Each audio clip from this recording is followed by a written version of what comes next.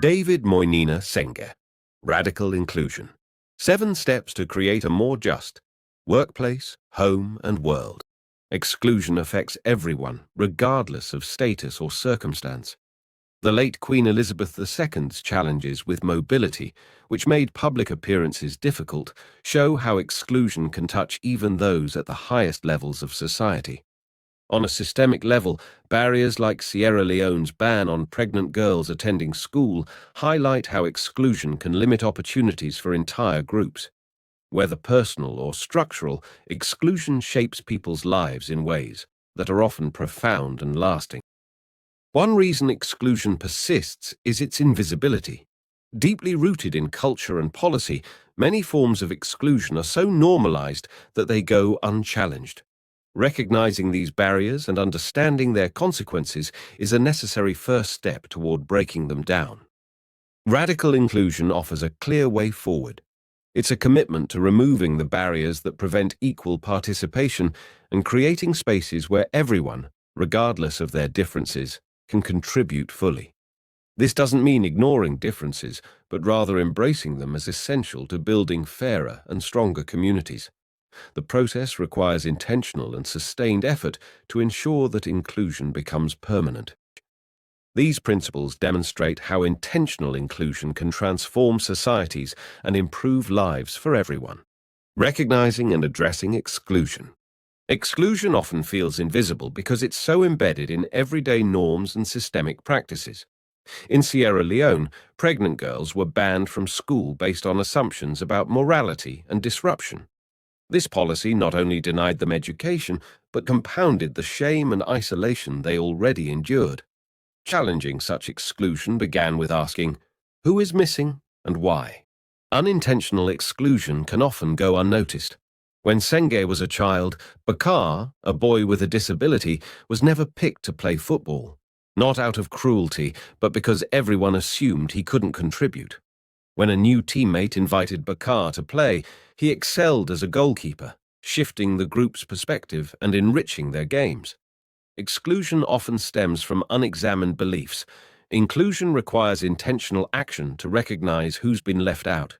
The same principles apply to systemic exclusion. The pregnant girls in Sierra Leone were often blamed for their own situation, with opponents of reform arguing that their presence would set a bad example. Yet the reality of the true impact of the policy was that many faced bullying, isolation, and pressure to marry early, but their desire for education remained strong. One girl explained that she'd rather endure morning sickness in class than stay home and sell goods.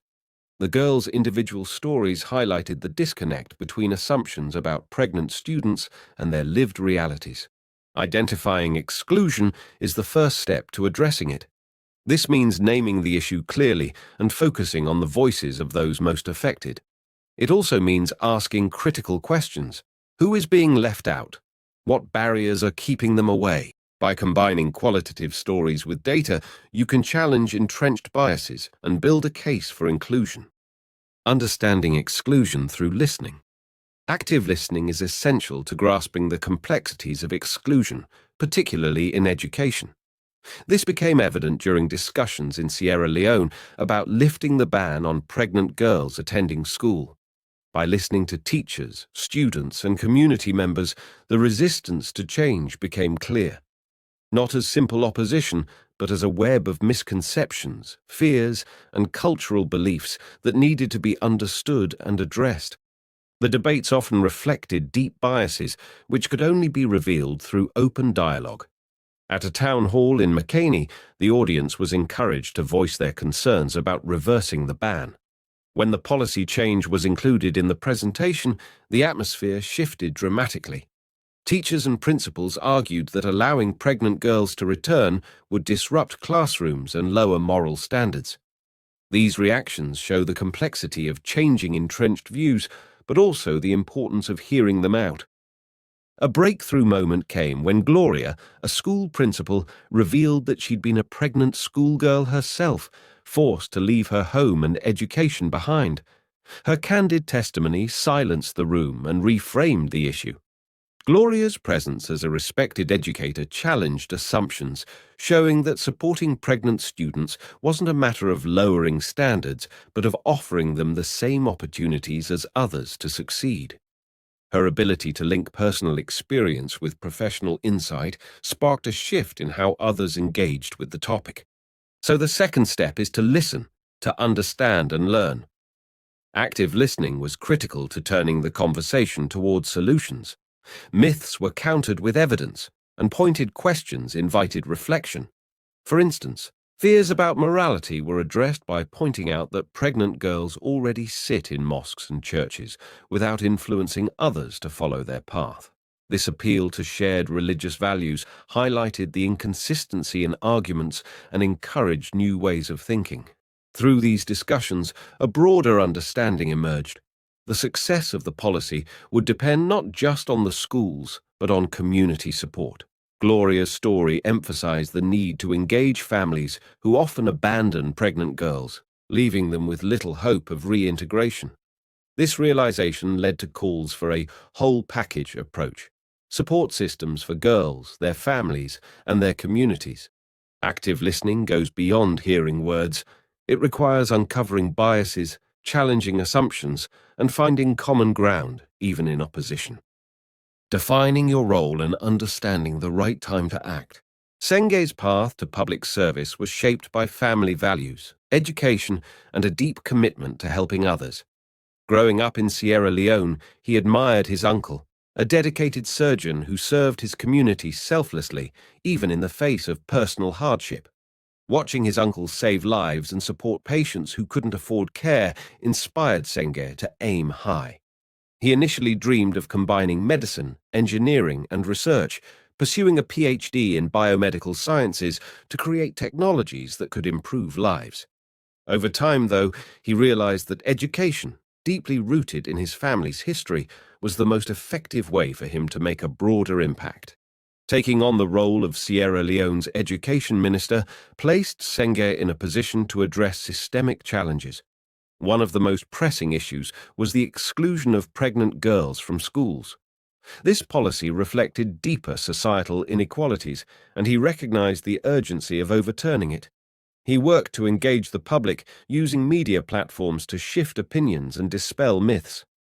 By framing the issue as one of inclusion and national values, he invited others to join a collective effort toward change. Effective leadership for Senge meant adapting to challenges as they arose. His scientific background provided tools for problem-solving, but the realities of public service required listening to diverse perspectives and managing resistance.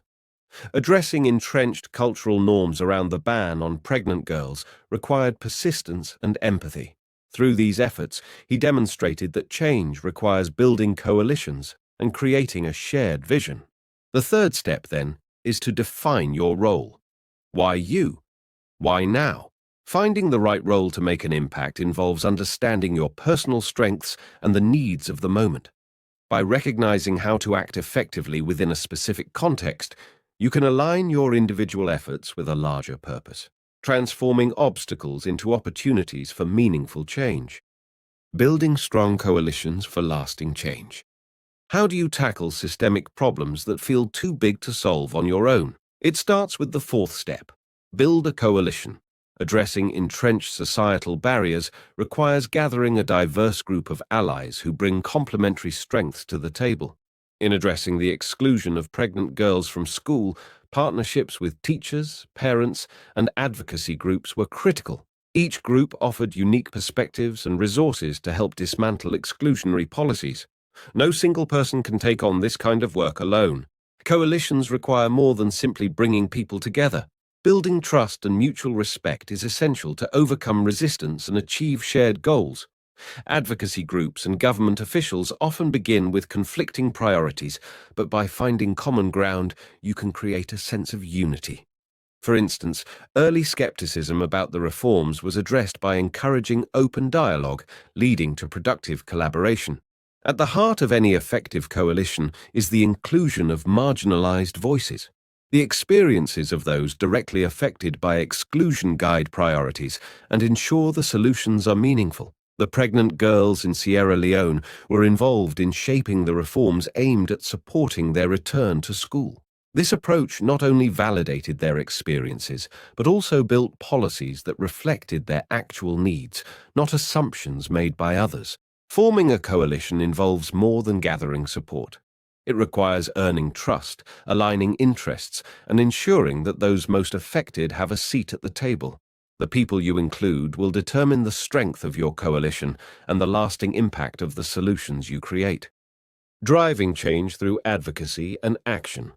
Senge, as Sierra Leone's Minister of Education, faced a daunting challenge: ending the ban on pregnant girls returning to school.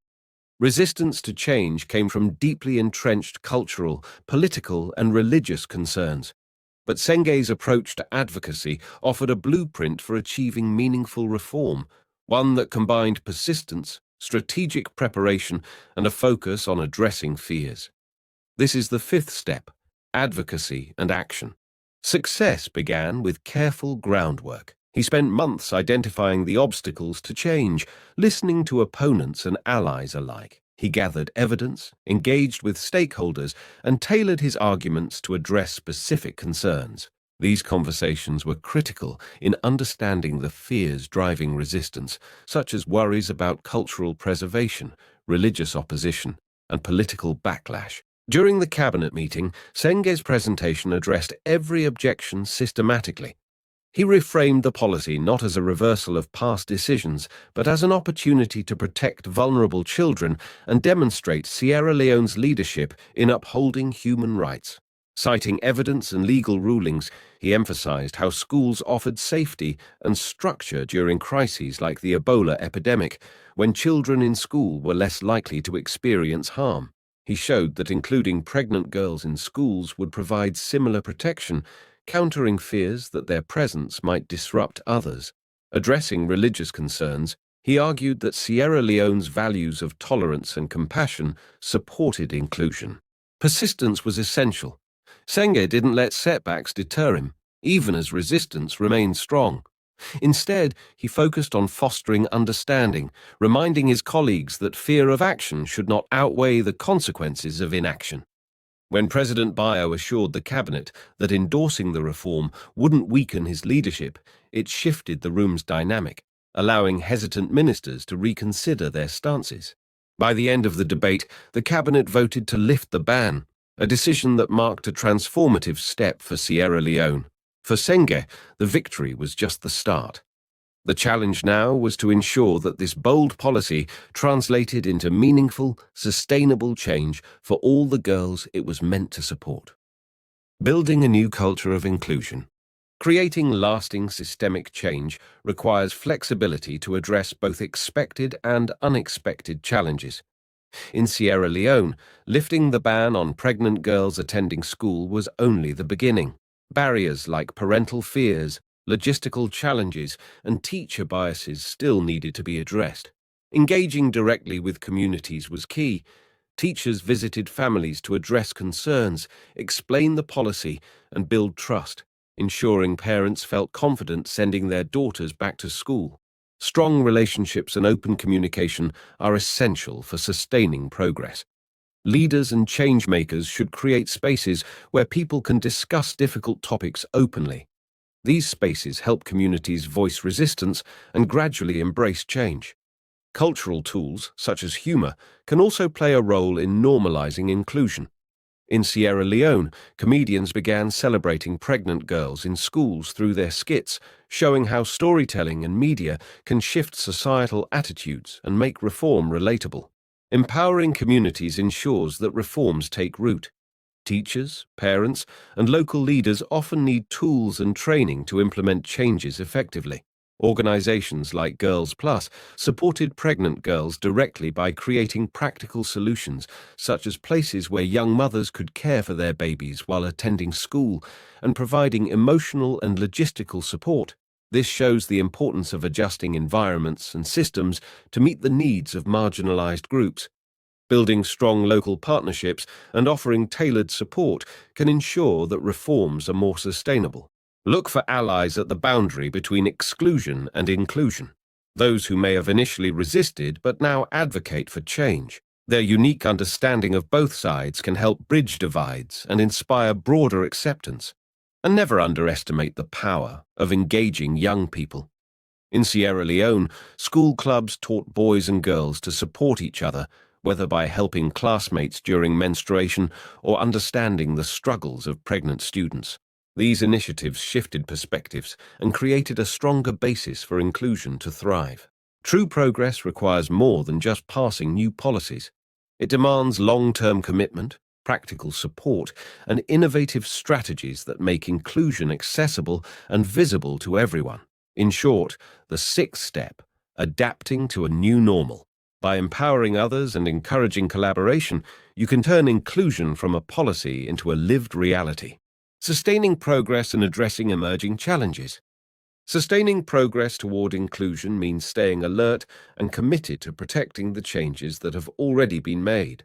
Without this focus, it's easy for systems to slip back into old habits, even after reforms have taken place. Allowing the pregnant girls to return to school in Sierra Leone marked a significant step forward.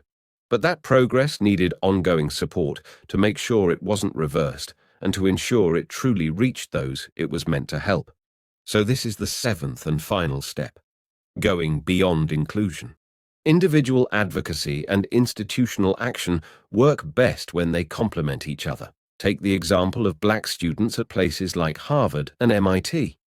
Despite attending schools that were making strides toward diversity, they still faced racial profiling and other forms of exclusion. Personal experiences, such as being questioned by campus police or misidentified because of race, showed how ingrained biases were still undermining progress. These incidents reinforced the need for cultural changes, alongside the structural efforts like committees and advocacy groups aimed at tackling inequity. It's also important to be proactive about recognizing new forms of exclusion. Often, progress in one area reveals gaps elsewhere. For example, during the COVID-19 pandemic, Sierra Leone worked to ensure students could keep learning despite school closures. Expanding radio programs, printing materials for remote areas, and creating online resources addressed the immediate challenge while shining a light on long-standing issues of access. These actions not only supported education, but also exposed inequalities that had gone unnoticed. Inclusion doesn't stop with a single policy or action. It requires ongoing care and creativity. Whether addressing racial bias, supporting disabled individuals, or improving access to resources, progress is only meaningful when it brings lasting benefits to everyone. Each step forward should build on the last while remaining open to the needs and voices of those still excluded.